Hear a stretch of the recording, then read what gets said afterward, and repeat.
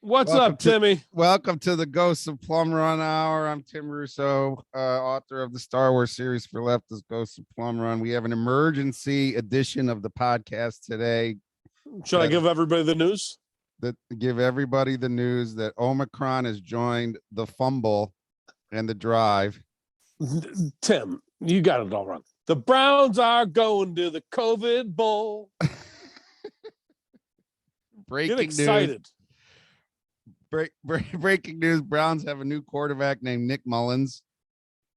They just signed another guy, too, that had been around. So we have a backup quarterback now, too. Who's that? So stiff. You know what I mean? Some guy that... They signed some guy from down the street. I got it on a tab. He was from the Jaguars. I think he was doing... that bong in the background of Urban Meyer's thing. We lost your video, but we still have your audio. Kyle Laletta. Oh, so we lose your video when you look at the Twitter. Well, I had to look at the Twitter, my friend. I mean, that's big news. Because I'm almost positive that the other quarterback's going to go down pretty soon too. We might have a team of 40 different practice squad people from the NFL. This could be this is like the replacement players. Yes. We need Joe Gibbs. Gibbs could win with those guys. Mark Rippon's coming out of... Is Mark Rippon alive? I'm sure he is. Remember how bad his acne was? He was an actor? Acne. He had really bad acne. He was a specimen. I'm wondering if that was steroids. I wouldn't be surprised. So little known is that Brook Park borders Berea, which is where the Browns training facility is. Oh, right there. It's the Tri-City the Tri-City area. And you rode your bike outdoors and you're a filthy unvaxxed, just like me. Yeah, I gave the Browns all the COVID. And we gave them the Omicron. Here's the thing to these. I'm sure one or two of these crazy vax nuts will stumble upon this video. Can you guys explain how 80% of the people that have Omicron have been vaccinated and 35% have had the booster on top of it? Well, so honestly, what do you think the real number of vaccinated people are, Tim? Well, maybe 50. For the Browns, it's 99%. Apparently, there's only one player who is unnamed, a player who shall be named later, who is unvaxxed on the Browns. Is that Denzel Ward? That's my guess. You think it's Denzel Ward? Well, the reason I know this, the reason I suspect this is because when you told me to watch the Aaron Rodgers thing on those hillbilly shows... Isn't that's what it was, right? Did you know that hillbilly show got picked up by Spotify or something? We're better than those fucking hillbillies. They're fucking hillbillies. I mean, they're UFC dudes who pound their chests and look tough. And you look at the glorious visage that you present to viewers and listeners. What are the odds that those guys drive pickup trucks? 99.9%. No, as much as the Browns having been vaccinated. So Rodgers was saying, basically, if you're not vaxxed, you have a scarlet letter because you have to go around the whole place with a mask and all this other bullshit. And he's like, homie ain't playing that. So when you do a press conference, you're supposed to be wearing one of these masks all the time too. Right. And I noticed Garrett and Miles were doing what's it called? A little meeting with the media. Garrett and Miles are the same person. Denzel Ward. And Ward was all masked up. You know what I mean? I don't think he's just masking up just for his own sake. I don't think anybody's masking up unless they have to, especially if you're if you're a football player, are you really fucking afraid of COVID? Did you see that play yesterday? That shit was scary, dude. What, the one with the Chargers player? Jesus Christ! I didn't see even it. get I hit. saw. I turned it on and I saw him on the ground. Didn't even get hit.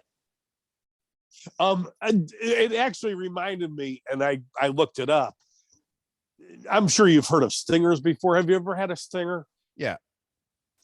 I only had a stinger once in my life. It was the last practice of my life in senior year. And like, it was like, it feels like you're going to fucking die for a fucking second. And I'm like, son of a bitch. You know what I mean? The last fucking practice, probably like the last half hour. Right. I'll never forget that shit. Do you ever get the wind knocked out of you? That's just the same. I hear the wind being knocked out of you is even worse. My dad would always talk about that. I never had that. Oh, it's like there's nothing happening. There's no air coming in. There's no air coming out. You're just sort of sitting there and you think you're dying. Yeah, I'm the type of person that would deliver that hit, not the one that would right. receive that. My type ass. hit, so. Look at you sitting there with a cat. Tough guy. Well, I like pussy. What can I say? We are canceled officially for that. So here's my thing. The Browns are in that moment when right after the fumble and right after the drive where we could conceivably win and still save the season, but everybody knows that's not going to happen. Like, but it's 1988 with Don Strock. That's why I've been bringing up Don Strock on Twitter a lot. And this is the Don Strock time. You think it? No, I think it's right after the fumble, right after the drive. That was 1988. Don Strock. No, I'm talking about in the game, in the moment. The fumble has occurred. Oh, okay. We know we've lost. We know it's over, but we're holding on because we are Cleveland fans. So we're holding on for dear life. We're hoping in that last 2 minutes or something, some miracle occurs. Well, the drive was different. But your analogy is better with the drive because the fumble like literally happened in the last like 30 seconds, I think. The drive, they drove, and like what people fail to remember is that the drive actually only brought them to overtime. And we had 2 chances to win that game in overtime. Yes. And who missed the field goal? The dude from the Washington football team. We can't call him Mark Mosley. He was so bad. We can't call him those the dirty last Redskins. Straight on kicker in the history of the NFL. Am I correct? I believe so. And we got fucked by another bad kicker in the Red Raid 88 game. Don Cockcroft. Yep. So that was going out of style then, and that was 6 years. 6 years is a long time in the NFL. You know what I mean? 6 years later, that guy's still around. So Mark Mosley missed. How long was the field goal that he missed in overtime? He didn't miss it. That's why he missed multiple field goals in the game. And then the reason that they called Red Raid 88 is because they didn't trust him. They're on the 3. They didn't trust him to make a 20. No, you're talking about Cockcroft. I'm talking about. Oh, I'm talking. Jesus Christ. I'm talking about Mosley in. I still can't get Red Raid, dude. I can't get past 1980. Okay, well, who please can? stop. Well, this is why I was here. 4 and I still remember this shit. So in this analogy, Nick Mullens has a shot. Like we're hanging it all on Nick Mullens, this undrafted Southern Miss quarterback. He's undrafted, right? So he just turned up. Yes. So this guy, Nick Mullens, is going to fucking play. We're hoping he hands the ball off without fumbling to Nick Chubb and Kareem Hunt. And so this is an elongated period of that post, like Raider or Broncos have tied the game. We still think we got a shot, but everybody knows we ain't got a shot. We're going to lose. The season's over. So now this is this very long period of clinging to the last hope. Well, I've tried to recruit you for some time now. It's probably been a couple of years to get this Bengals bandwagon. The Bills bandwagon. This brings us to. I am a Bills guy too. This brings us to the Orcutt portion of the hour. Yeah, he was probably really happy about this because this really helps their playoff aspirations. Well, little known is Mayor of Brook Park, Ed Orcutt. Ed Orcutt and Brook Park are right next to Berea. Yeah, it's probably him. He was probably wearing a Thurman Thomas jersey when he visited. He went to the facility probably sometime last week. I don't think he was a Thurman Thomas guy, though. I think he's a Jim Kelly guy because I would assume that all those douchebags from Buffalo are Jim Kelly people. I hate Jim Kelly. Like that guy's they're all Jim Kelly and Andre Reed and Don Beebe. And Don Beebe. Oh yeah, they all love Don Beebe. They do, because he was scrappy. They do love Don Beebe. He's the stereotypical white guy in the slot receiver. Was he the dude that stole the ball from Leon Lett? I think he was. That was a fucking great play. Wasn't that on Thanksgiving? No, that was in the Super Bowl. There were right. The reason that it was so great, they were down like 48-0, and he still fucking said, "Fuck you! You're not fucking celebrating like that, motherfucker." And Leon had his other gaff in the Thanksgiving when you're not supposed to touch the missed field goal because then it becomes a live ball if you're on defense. I think he actually blocked the field goal. Leon Lett was a fucking stud, but he was a total fucking idiot. Sadly, so he blocks the field goal and then he like tries to recover it, and then like instead of holding recovering it, like he's Desmond Howard going into the end zone and then it gets stripped. And that's the only thing people remember Leon Lett for. He had a good career. You know, he was a pretty good player. Like, honestly, if those two plays hadn't happened, he very well could have been in the Hall of Fame. But those teams were so stacked that maybe then you get passed over because of that. But like I remember when Michael Dean Perry played here, and like people would say, "Oh, he's not making any." The guy's taking up 3 offensive linemen. Like that means you're playing 10 on 3 now, or 10 on 8. You know what I mean? That's a big thing. How amazing that was the same. Speaking of which, it's amazing Myles Garrett isn't positive. Not yet.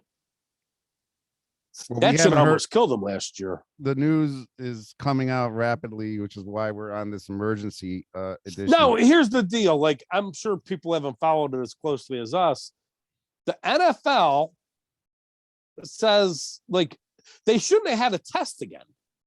So like then they practice and then they say, "All right, guys, time to retest." Like, if you're gonna test, wouldn't you do that before you're around these people? It really is conspiracy theory type stuff right now.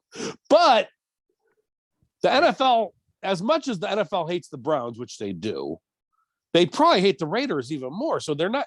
That's why I actually think the Browns have a chance. They might make this like a miracle game with the help of the officials. That's how I'm seeing this. So you see a lot of pass interference calls. I see some weird shit happening. Yeah, that's our only chance, right? I mean, like, we need a miracle. So the latest news is Washington lost both their quarterbacks, Tyler Heineke and Kyle Allen, on the COVID reserve list, leaving Garrett Gilbert, who is signing today with Washington, to start on Sunday. Even Bernie needed a few days to learn the playbook. So it's not just us anymore; it's other teams. So Ed Orcutt, mayor of Brook Park, Bills fan from Buffalo, saw the Bills collapsing, saw them eating shit, and ran to Berea and started breathing on handrails. Is what happened.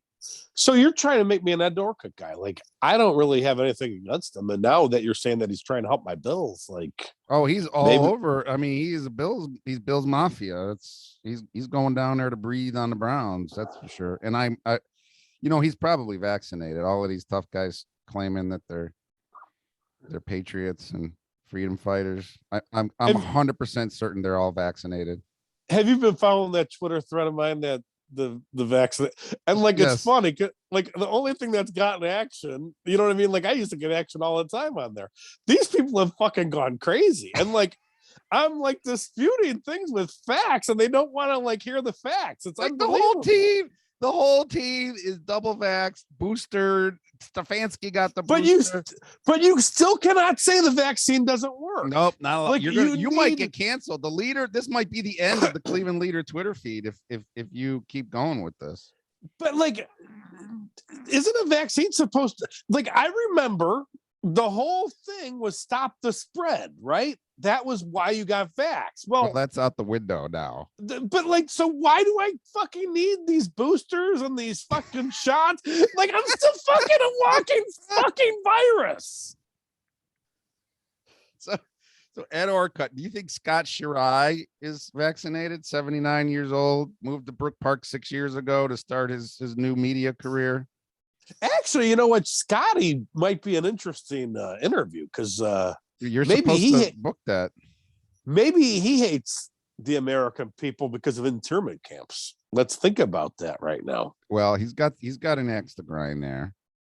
Yeah, I would be a little bit. So, like, I live in the house that was owned by my parents, and like, since I do, like, I still run across weird shit every once in a while. They did that to the Germans too. My mom's parents were from Germany, and like, I found something from my grandmother, like, you have to report, you know what I mean, to like, oh my god, yeah, you got a document? Yeah, it's around here somewhere. I could probably dig it up again. Well, this is why you should read Ghosts of Plum Run for the German immigrant pride. See, you haven't read the Ghosts of Plum Run. It's a shame. I mean, you're laying there with a cat on your stomach. You could read the fucking book. I like pussy more than reading, Tim. So back to Ed Orcutt's Bill's Mafia scheme to destroy the Browns. That's what happened. I mean, he's literally down the street from the facility. People don't realize this. We are right next door to the Browns facility. They're less than a mile from my house, or well, yeah, maybe a mile and a half. Like, I used to work there. I'd say 8-minute drive. Does that sound about right? 12 at the most. Like I'd probably leave like a quarter till and like get there. You're down Sheldon Road from it. Time. You're down Sheldon Road from it. You're breaking up. You're breaking up a little bit. Is that cat in your? Actually, I've told you that story where I almost got shot on that street, haven't I? What? This is a good story for a podcast. On first, yes. So, as sick as I was that last call that we made, I was actually sicker this day. My car gets broken into at work. Like, you hate the police, so like, you'll love this story. I think I've actually told you the story. So my car gets broken into, my stereo stolen. There's glass all over my fucking car. It's a day like, it's colder than this, actually. It's probably upper 20s, like a little bit snowy. Early December. Where was your car parked? At the facility? At the Browns facility? No, I was working at the library at this time. And I took all side streets. I was working on 140th and Puritas. But I took all side streets home because, you know, it's fucking freezing. I'm sick. I shouldn't have actually even been at work. I probably had like 101 temperature. But you know what I mean? Like, we're short. You know what I mean? Like, we're not in the middle of a global pandemic. I willed myself to work. And I don't take the highway home because it's fucking freezing and there's no fucking window. So, and I'm thinking to myself, you know, this could be a problem. You know what I mean? Because like, my car's fucking smashed. I did look like a hood rat because like, I'm like the window's wide open, and so I'm like kind of like sitting slouched down, so like the wind isn't blowing all over me, and I have a hoodie on, and I remember I see this guy he's parked at the American Legion over there, you know what I mean, like right in that general thing, right on Sheldon Road. And then Tim, like, my spidey sense was actually too good. The guy, it says auxiliary cop, and I'm like, oh, I bet you this guy's a fucking absolute idiot. You know what I mean? Like, in my mind, I'm like, if there's gonna be a problem, it's gonna be from this fucking idiot. Sure enough, he's tailing me. Like, he thinks I stole my own fucking car. Like, you're on the way to the Browns facility. I'm gonna take that. I'm living in Bree. No, I'm living in Bree at that time. So I turn on that street. and your license, registration, all that shit. I have my title. I'm like, dude, my car just got broken into. I'm just trying to get fucking home. The dude like goes back there. He thinks like the dude literally pulled a gun out at me, Tim. He was gonna shoot me right by that gas station there. And like in my mind, I'm thinking to myself, like, I'm not really afraid of death. Yes, my own fucking car. He arrested. Like, I actually got arrested. The car was impounded. This guy was totally incompetent. I probably should have sued. Oh my God. The Brook Park police. But I'm thinking to myself when he pulls the gun, like, I had given him my fucking title. Like, most people don't drive around with their. I actually had the fucking title. I'm like, here's the registration, the title, everything. And he pulls the gun out at me. I'm thinking, like, please shoot me. Like, I'm miserable. I'm with Julie at the time. And, like, I'm not married. So, like, my family's going to be rich and she won't get anything. It would have been perfect. It would have. I would have been. None of this would have fucking happened. No. None of this craziness. It was all an indicator, a prophecy of future Omicron, Nibiru. Maybe he did shoot me and now we're living in a simulation. See, that's why you should read the book series, because there's a lot of that in there, a lot of that time bending shit. See, we would all be in some other world, but instead we're in the Browns world that is always the here. We are screwed, completely screwed. Nick Mullens is the quarterback. Now, okay, I like to think not concurrently with what, you know what I mean, the standard is. And sometimes it works, sometimes it doesn't. If they manage to get through and win this game, I would say let's give them a 15 to 22% chance of winning this game. Yep. They've actually done something kind of important. Now it's like, like bye weeks are important of timing, and like a loss is important to like get it out of your system. Timing the COVID is going to be like the new thing. Like, when do you want the outbreak? So right, you don't want it to hit right before a playoff game. They don't, but if they get through it, you know what I mean? Like, those other guys are kind of on a bye. They're what I'm saying? If we get through it this week and we win, and this is the team, they've timed it perfectly. Because the Raiders are coming off. Because everybody else is gonna get it too. Like, that's the thing. Like, it's all coming down the track. Right. It's all coming. It's just happening to everybody. Better not hit my fucking Bills though. If there's a dude that's from Brook Park that fucking fucks up what's going on, something Meadow. What's the Bills training camp place named? Oh, I don't know. Orchard Park. If they fuck up Orchard Park, I'm gonna fucking lose my shit. Well, Orcutt is gonna lose his shit more than you because he's from Buffalo. True. Which, I mean, but as much as I like pussy, I do have a man crush on Josh Allen. You know that. Well, who doesn't? Well, you have it for different reasons than me, Tim. Who doesn't have a man crush on Josh Allen? Josh Allen has a problem with the foot, though, but beyond the Omicron. Yeah, it is a problem. And boy, have they fucked him up. Like, he's doing it all. Like, they can't fucking do anything around him. Oh. Well, they're gonna get it. I mean, everyone's getting it. It's not gonna stop on the Browns. The beauty of it being the Browns being the first one to blow up is that's so Browns. That's the most Browns thing in the world, is for it all to just come falling apart. Well, it's not just the Browns either. It's the Rams, and the Rams lineage starts in Cleveland. So, like, we've actually spread our bad Cleveland vibe to the Rams. It's all the Rams have more than us. Poetic. It's all poetic. Like the Washington football team, who we will refer to as the Washington football team, they're in the playoff hunt too, believe it or not.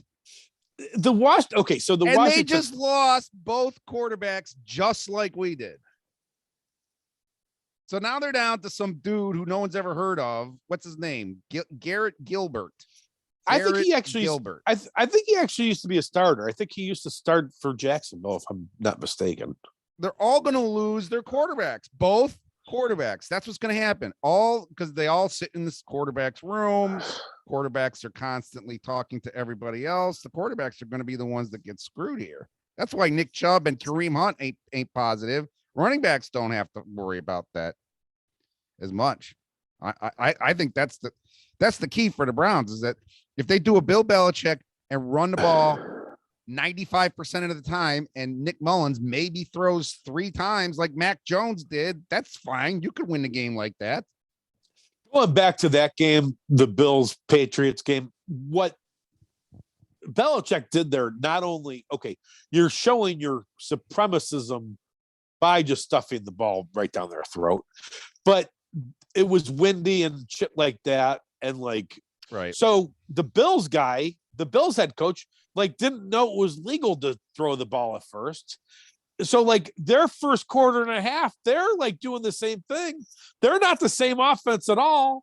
So like they lost a quarter and a half of offense just by following the leader of Bill Belichick.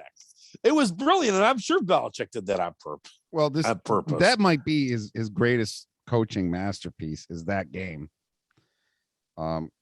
I mean, somebody did counted it up. Like the last time a quarterback threw only 3 times was like 25 years ago or some shit. Well, I'm sure you know the story. The Browns, in one of their first NFL games, I think it was week 3 of their first NFL season, they demolish the Eagles. Like they just totally, like 49-7, just absolute domination. And the Eagles coach famously says, all they can do is pass. They're in the same division. So 5-6 weeks later, Browns versus Eagles again. All they did was run the ball. They didn't throw the ball one time, and they fucking killed them in that game too. What a stud. Paul Brown's the best. Paul Brown. That's why we're Browns fans. Show us that's a beautiful sweatshirt you're lounging in. Dude, I had my best brown sweatshirt is around, like, it's weird. The last like 2 years have been rough. I keep finding the thing and then I keep losing it. But it's a vintage one of their old jersey, and it has Browns 46 on it, the year that they were inaugurated. I gotta find that. You'll love that fucking thing. I like those 46 branded pieces. Those are nice. Yeah, that's why, like, unfortunately, they were so good then. They've hooked us now, and it's just been years of misery and sorrow. Oh yeah, it's just getting worse. So now Nick Mullens, what do you think? How many times do you think Nick Mullens throws the ball? 12. You think 12 times? Yes. How many times does Nick Chubb run?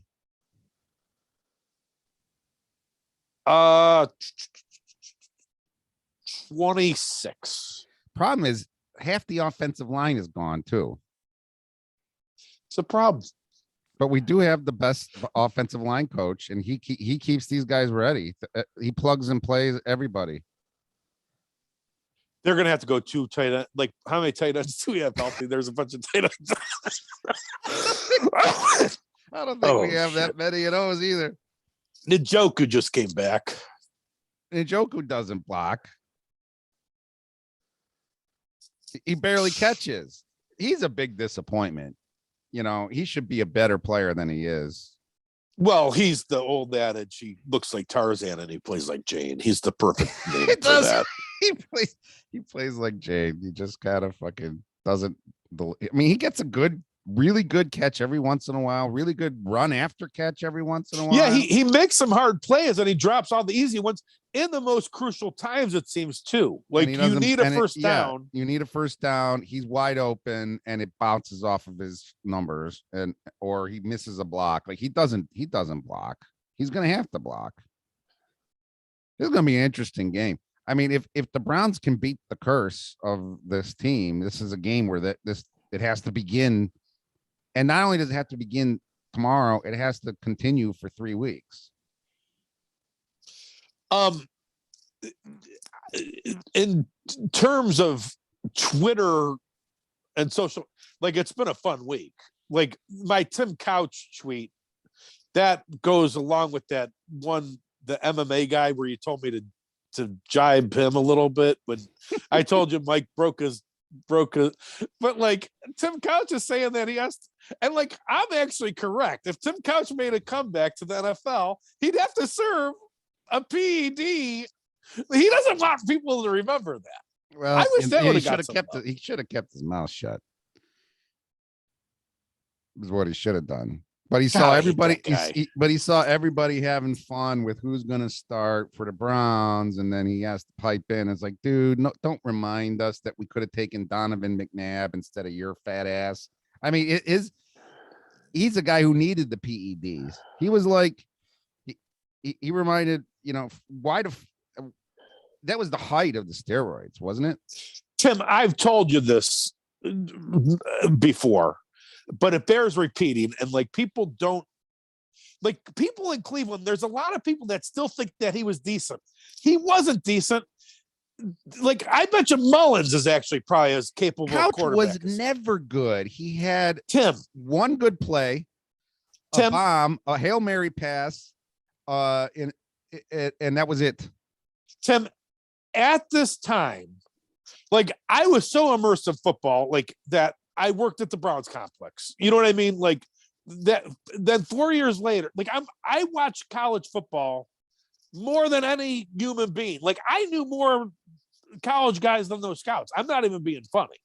So Tim Couch, at that time, he's the number one recruit in college football.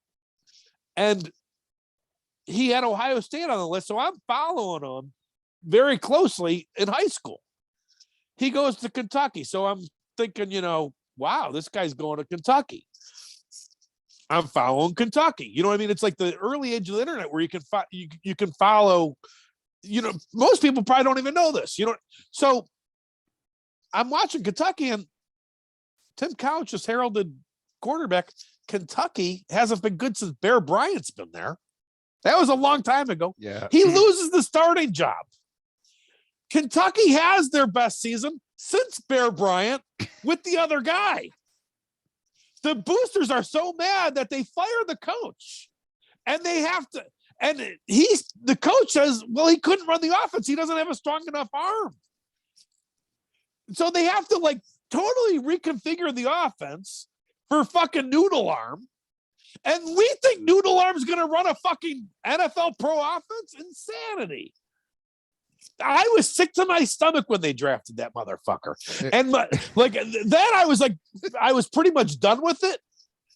My dad hated him as much as I did after watching him. And I remember that plain dealer comes and it shows that they signed him to the extension. And I thought my dad was going to die. Oh my God. Like, my dad was physically ill. Like, what the fuck are they doing extending this guy? That was Eddie DeBartolo, wasn't it? No, that was Al Lerner. Yeah, don't be talking bad about. My dad worked for DeBartolo, actually. Oh yeah. They owned the 49ers. They knew how to run a fucking organization. Well, but it was their right-hand man. You're thinking of Carmen Policy. Carmen Policy. Carmen Policy was like the Fredo of that organization. We got Fredo. That's who we got. Well, didn't Carmen Policy isn't both him and DeBartolo dead? He's not young. Eddie DeBartolo, like, honestly, like, that was like probably the biggest mafia guy in Youngstown at that time. Did you know this?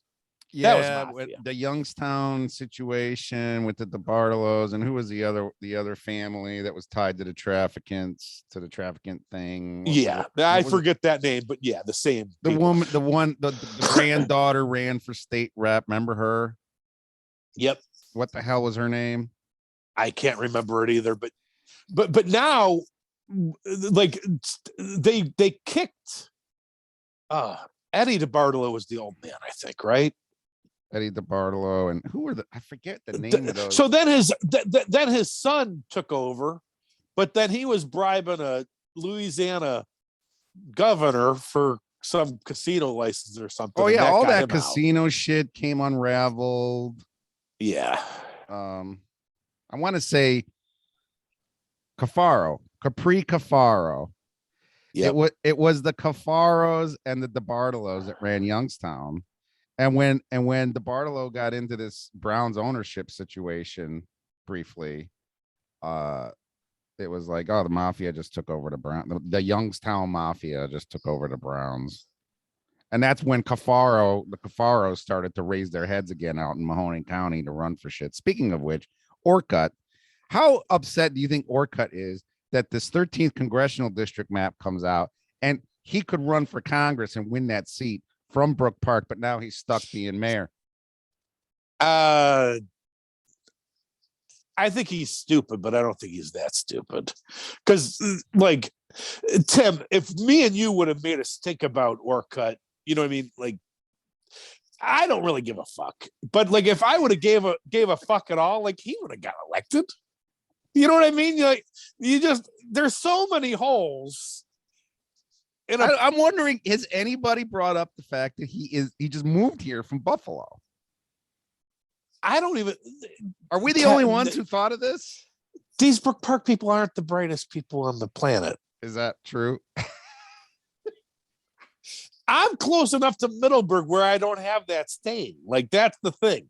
Well, let's not get carried away with how good Middleburg is vis-a-vis Brook Park. Well, your insanity comes from being too close from Brook Park. Like, this is like, I have the insanity of Brook Park, but I also have the intelligence of a Middleburg Heightser. You have the intelligence of a Middleburg Heightser, but you also have the insanity of Brook Park. That's why we're a good duo, my friend. I think that has more to do with Sheldon Road than anything. Sheldon's my next street. They still call it Sheldon, even though it's not even Sheldon over here. You know that. Right. See, what you get on this podcast is the Sheldon Road curse. The Brook Park gossip, which is the best politics in the world, is Brook Park. It's a leading indicator of as Brook Park goes, so does the nation. And people forget that Brook Park voted for Barack Obama twice. Well, actually, you know, even in my youth, like, I remember this. You know who did a parade here? Kennedy. And then who did it after that? Nixon. Nixon did a parade here. I am not a crook. And now Brook Park is solid Trump. I don't think it's ever going away from Trump.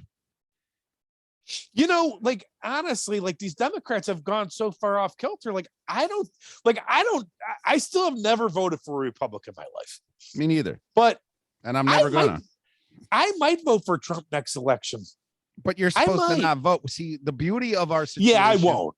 The beauty of our situation and why we're both so happy in the midst of all this chaos is we stopped voting, so we give zero fucks, so we don't care. That's true. But like, I understand Trumpism now. Like, I didn't understand absolutely.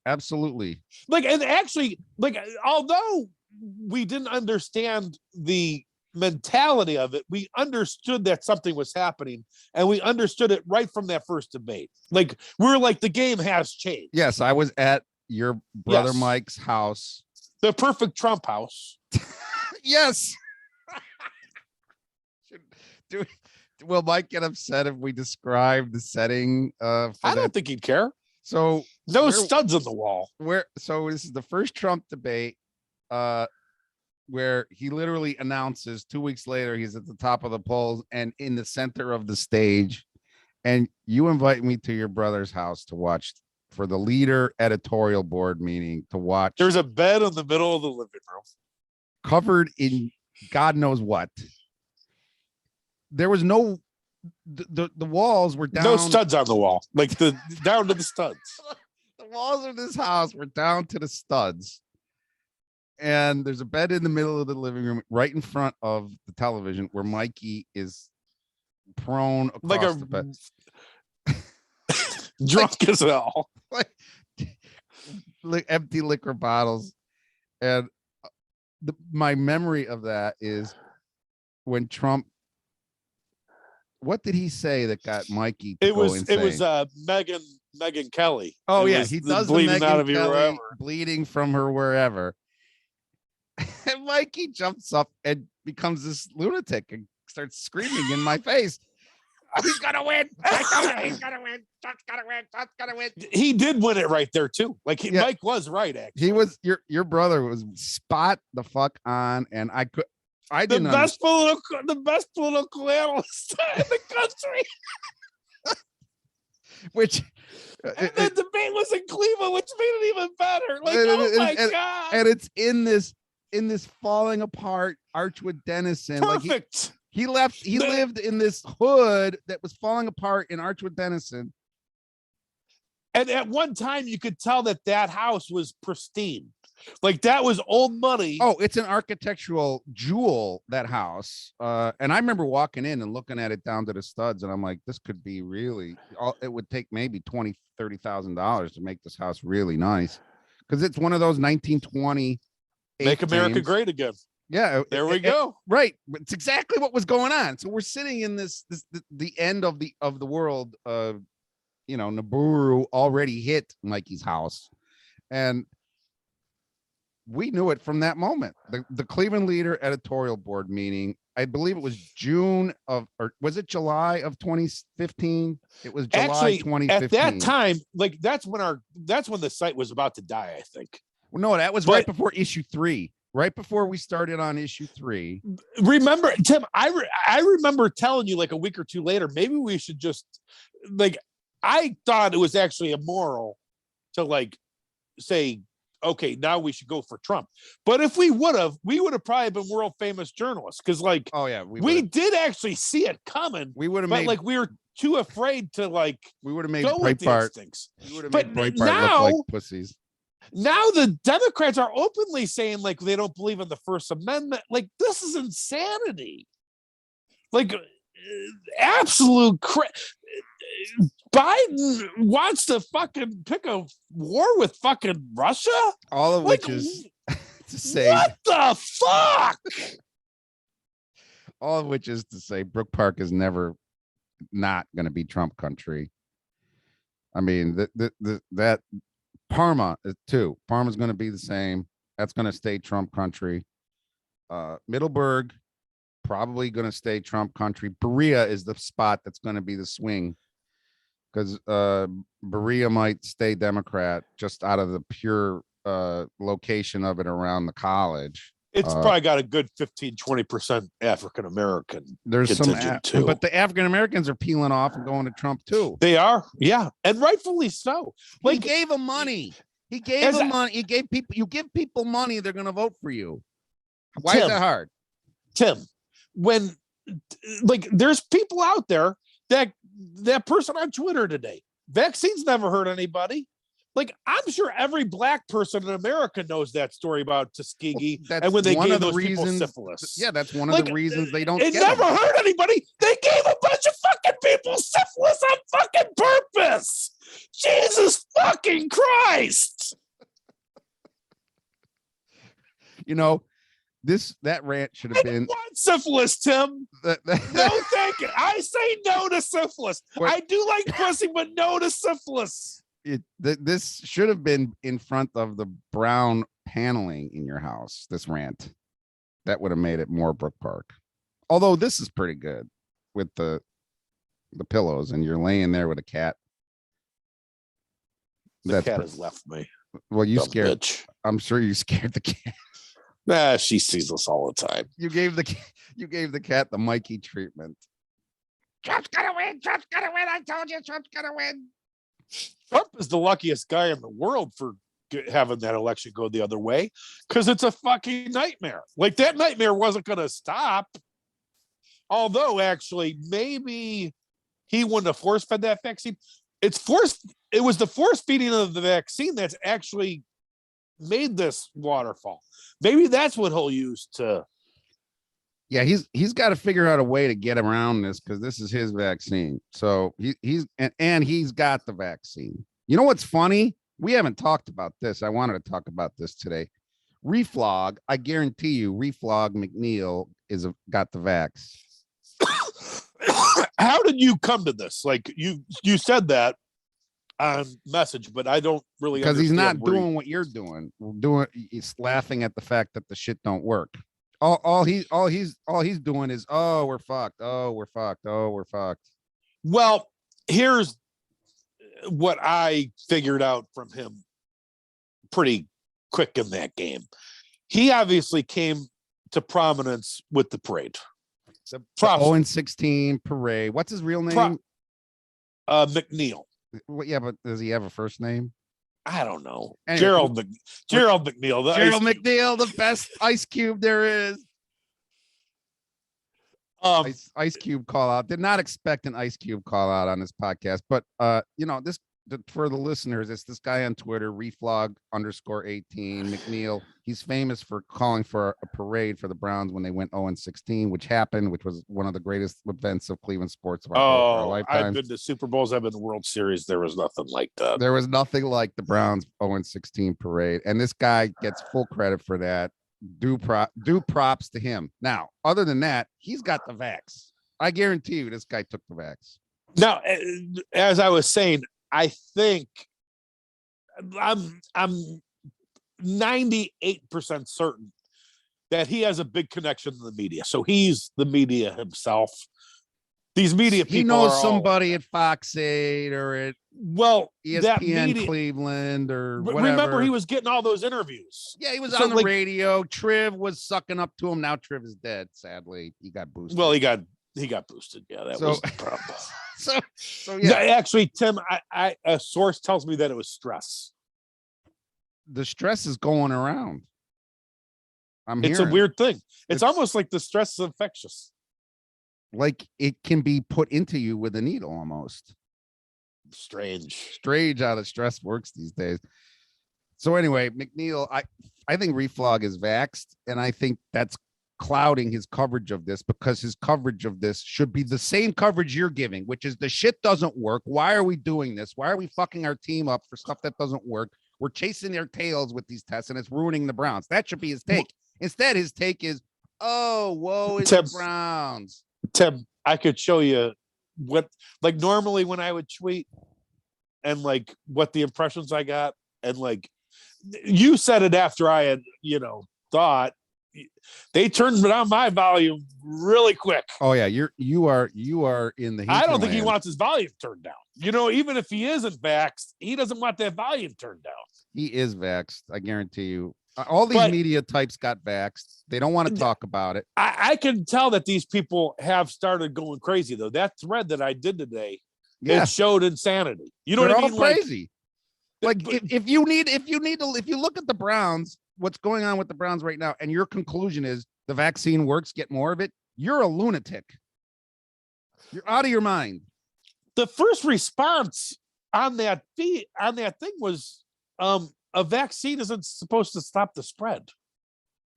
That was the first is that? Do you remember getting polio, Tim? I never got I never got measles, I never got mumps, I never got rubella, I never got the tetanus. That shit was working.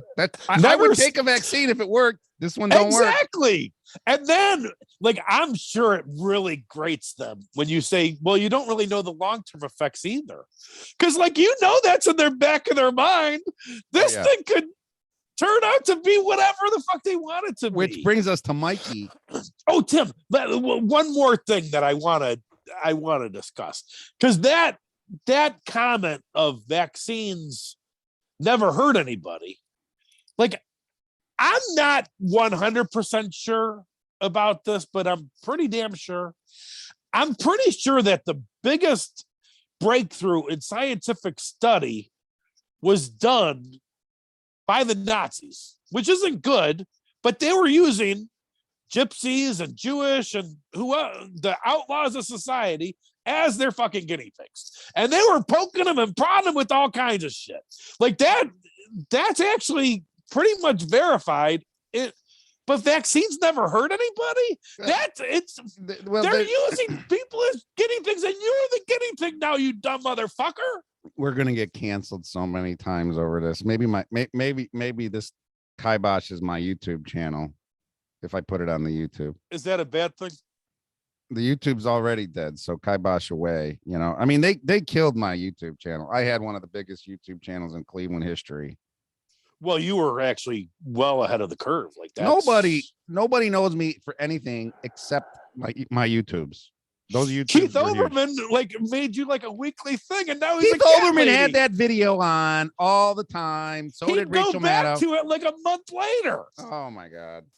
And now he's a fucking cat lady. Anyway, my poor Mikey. When you mentioned that people are having all of these worries now about the heart disease and the soccer players falling over and all of that shit, that's got to go through Mikey's head. But so for our listeners, Mike, Eugene's brother, at whose house we watched the first Trump debate in that collapse of American dream, straight to the studs house in Orchard Denison, got the vaccine, sadly. So he is not a pureblood like me and Eugene. Mike forced upon him. And it was forced upon him against his will. Is Mike getting the booster is the big question. I have a funny story. No, Mike is not getting the booster. And like he was against the vaccine. My sister is a nurse. She's been waiting for a pandemic for 30 years. This is her fucking dream come true. She was into the Wuhan shit like in late December of 2019. Like this is her. Maybe she's actually the crazy scientist that like derived all. Your sister was the bat lady. It could be. So, from Brook Park, he went to the first dose. He got the first dose. He's telling me I don't really want the second dose. He's got jabber's regret before it's over. Yes. So then he gets the second dose, and he like they were like so certain that he wasn't going to do it that they drove him there. Like they would not let him drive himself. Did they tie him up? She asked, "Do you want me to go in with you?" And he's like, "No, I won't." He gets the jab and he goes right back out. And it was so quick that like she was like questioning if he You didn't think he really got it. You like walked yes, that's how much like so like does that not show that he was like force fed?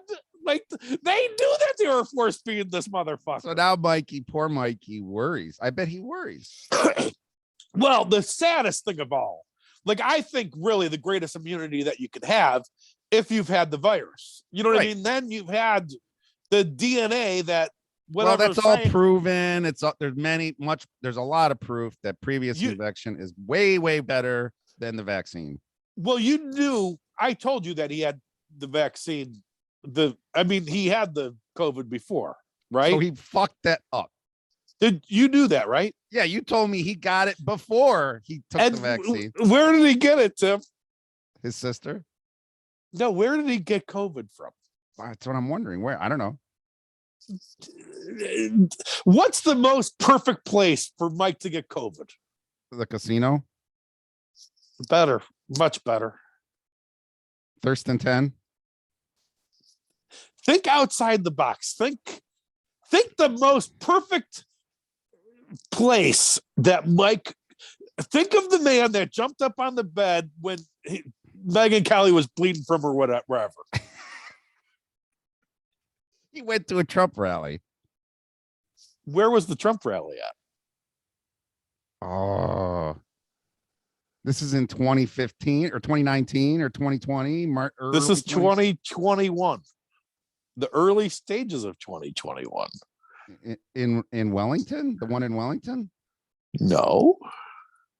Oh, very early 2021. Oh, Brook Park?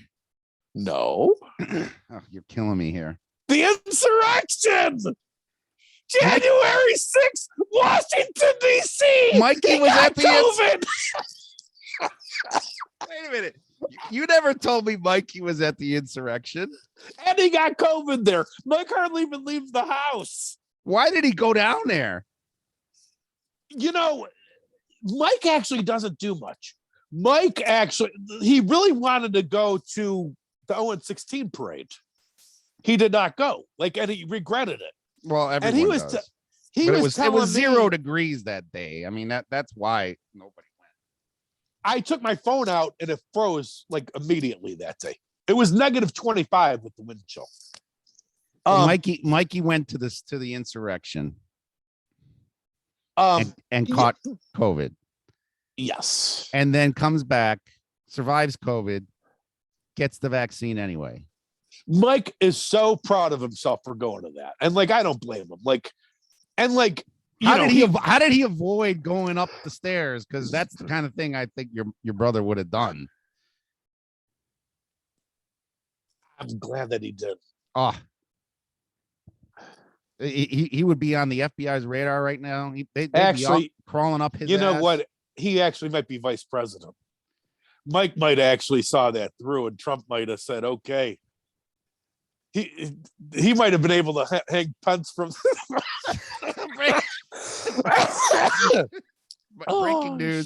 Breaking news. A member of the leader editorial board was at the insurrection. That's funny that you mentioned that. How did he not go crazy? He didn't do anything. You know what I mean? He was just there, and then actually he was texting me things are starting to get a little bit crazy. Didn't do anything wrong. So then and he wanted to keep it secret because a lot of anti-Trump people in our family. Oh yeah. My sister-in-law was saying she's gonna turn him into the FBI. What the fuck are you talking about? You know what I mean? You can't even go to a fucking political rally. That's how fucking weird this January 6th shit is. How sure is he that he caught COVID at the insurrection? Tim, he hadn't left the house. Because you know what I mean? I think that might have still been lockdown or he wasn't working much. Basically it was 3 days after. And he had it pretty bad, didn't he? COVID, yeah. Why did he get the vaccine after he had it? Tim, this must drive him crazy. This must drive him completely crazy. You don't understand how fucking insane my sisters are. He was in the catbird seat. He was a pureblood who caught it, was even more pureblood, and then he screwed himself up by getting the vaccine. And now he's probably going crazy worrying about heart conditions. This heart condition thing is serious. Well, he said that. Remember, I said a week or two later, he swore that he had lockjaw from the vaccine. Yeah, and then I would say a month later, that came out as that hadn't been a side effect from the vaccine, and then I started looking it up, and it surfaced a month or two later, whatever that disease is called. But yeah, that's part of it. Well, this is how the Cavs get screwed, because once the Cavs start playing, start running around like soccer players do, their NBA is going to have this problem because they're not exerting. They don't exert themselves. But here's the problem: like soccer players do. I think actually, this is not. They used to call it the pandemic of the unvaccinated. Remember that? That was 2 weeks ago. Now it's a whole different thing. If you have 80% of these people catching Omicron, now it's actually deviated from whatever it was. And now it's coming after that base. They're fucked. This is Godzilla. I really do believe that. Well, the Geardzilla theory goes, Geert has actually made a statement about Omicron, and for our listeners, Geert van den Bosch is this Belgian scientist who has predicted all of this as it went forward and has warned against mass vaccination because it will produce these variants which become worse and worse. His position is that the Omicron is an opportunity, is the last chance for us to stop the mass vaccination because Omicron is relatively benign. But very rapidly spreading, which means if we stop, we just ignore it, we let it go through the population. You know that they're not doing that though. They want another. They're doing the exact wrong thing. Yes. And what Geert's theory predicts is that if once the vaccine hits Omicron, that's when Geertzilla comes out. Is Omicron gets mutated by the vaccinal pressure. Well, I think that is just as widespread and virulent as Omicron, but more deadly, way more deadly. So the horse might be out of the barn though, because like let's think about it. 35% of that is the booster people already too. So like now they've got that. That's a whole new thing. The booster on top of Omicron is going to create Geertzilla, is what I think is going to happen. Yes, and I think the wheels are already in motion. So your highly qualified scientific understanding is that Geertzilla is on the way. I wouldn't say it's a highly qualified scientific expert, but that's where my hunch is. And my hunches are sadly usually right. That's what the word on the street is in Brook Park, is what we're saying. Brook Park's usually got it down. Brook Park has Mayor Ed Orcutt. Have you tried to figure out when he's getting sworn in yet? Like where?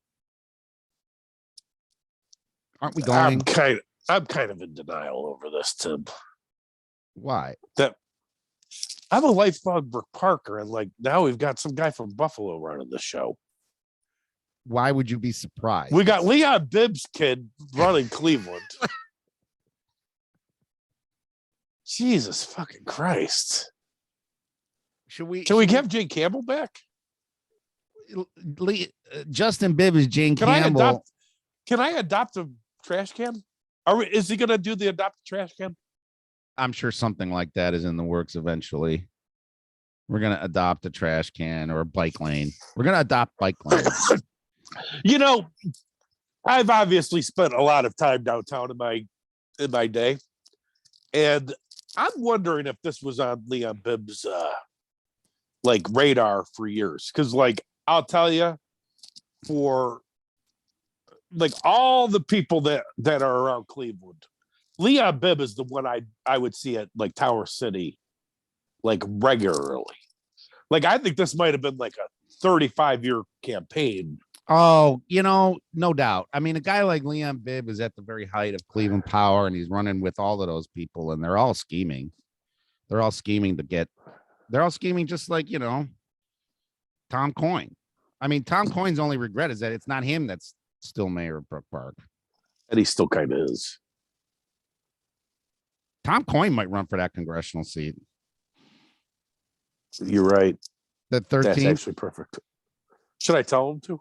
You should text him. Hey, Tom, you running for 13th? Have you seen how it's drawn? I should, dude. Dude, I might do it. You said you have to apply for that WEWS job though, Tim. How you need to text Tom and Tony George at the same time. Hey, have you guys looked at that 13th? Yeah, no, you text Tony, I text Tom. And like we time it. Let's do it, Tim. The 13th for those. The thing is that we're right. You know what I mean? Like for those who aren't aware, the Ohio congressional district map has been redrawn, and the 13th is perfectly drawn. Tim, for you, Eugene, you could be the congressperson. If you ran, Tim, you would win. I'm going to take it over after Tom. I'm going to tell Tom I've already done the legwork for you. Ed's written you a letter of endorsement. Ed Orcutt endorses Tom Coyne for the 13th congressional district of Ohio. When Tom's already the mayor, basically, and just not named. I drove around. I drove by Tom's neighbor. Doesn't he live over there by Cedar Point Road? Yes. So I was down there yesterday, just driving. Guess what street he used to live on? Like before he won, like 40 years ago, like I remember this when he won the initial race.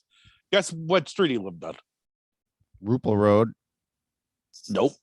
He bought that house after he won the mayoral election. So he lives on Rupel now. It's off Rupel. I could think of the name if I really gave it some thought. But what street did he live on before being mayor? I don't know. Hummel. We've mentioned the name before. It's been part of this broadcast. Hummel. A big part of. Did we mention Hummel before? Yeah, because Orcutt lives around Hummel by the Holy Cross. He lives up there by the cemetery. That was last podcast. Shape up.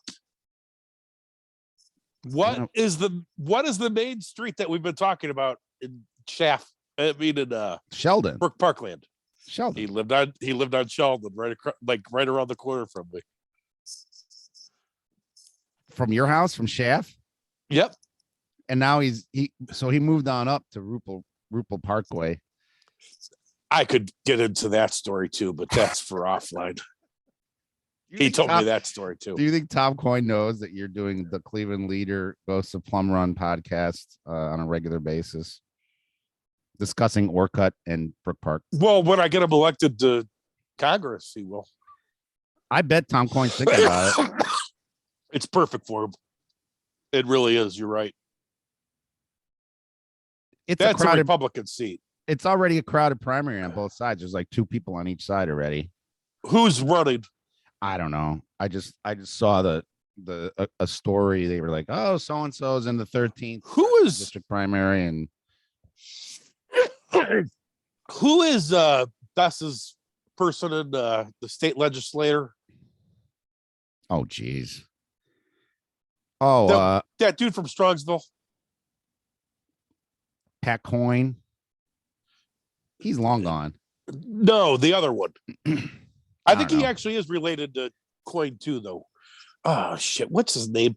His son died. They go to St. Coleman's. His son died on duty as like a Cleveland Heights cop. I don't know. I thought. Speaking of Bess, I wonder what's Bess up to. Maybe she should run. She lives in Strongsville, doesn't she? She's probably doesn't have too much longer. I don't think she could run for that. Anybody in the southwestern part of Cuyahoga County, including yours truly, could run for that seat. She would win. She's too liberal, way too liberal. It's got to be an unvaxxed that runs for that seat. What was her mayor at Olmsted? I don't know. Coyne's vaxxed. I guarantee you, Coyne is vaxxed. He drank so much booze that it unvaxxed him again. Come on, though. He got the vax, drank some scotch, and maybe that's what Mike should do. Mikey should to get rid of. Did you know that there's actually vaxxed people who are trying to figure out how to become unvaxxed? Like they're asking around, how can we get rid of this? Like, is there a way to neutralize the shit? We should start a rumor that if you take it up the ass without a condom, if you let Ed Orcutt anally rape you,